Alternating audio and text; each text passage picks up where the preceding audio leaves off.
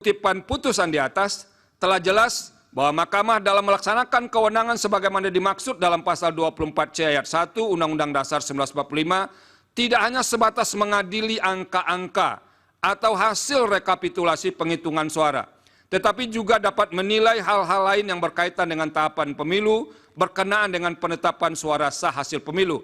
Namun demikian, terlepas dari pendirian di atas, Mahkamah perlu menegaskan, sebagai lembaga yang memiliki kewenangan konstitusional untuk memutus perselisihan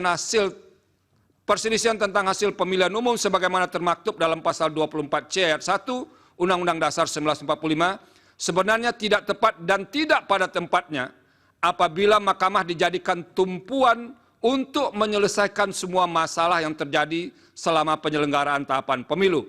Apabila tetap diposisikan untuk menilai hal-hal lain, sama saja dengan menempatkan Mahkamah sebagai keranjang sampah untuk menyelesaikan semua masalah yang berkaitan dengan pemilu di Indonesia.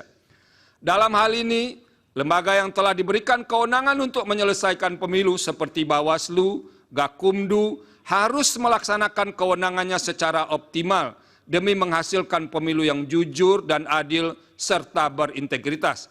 Selain itu, lembaga politik seperti DPR tidak boleh lepas tangan, sehingga sejak awal harus pula menjalankan fungsi konstitusionalnya, seperti fungsi pengawasan dan menggunakan hak-hak konstitusional yang melekat pada jabatannya, seperti hak interpelasi, hak angket, dan hak menyatakan pendapat, guna memastikan seluruh tahapan pemilu dapat terlaksana sesuai dengan pasal 22E ayat 1 Undang-Undang Dasar 1945. Penegasan demikian diperlukan karena Mahkamah hanya memiliki waktu yang terbatas, in casu 14 hari kerja, untuk memutus perselisihan tentang hasil pemilihan umum.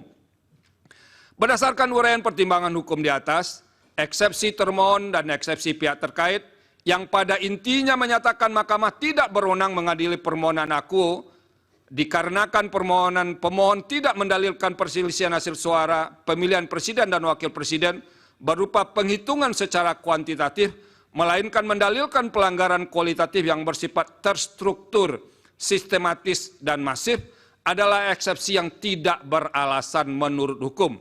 Dengan demikian, Mahkamah berwenang mengadili permohonan akuo. Tenggang waktu.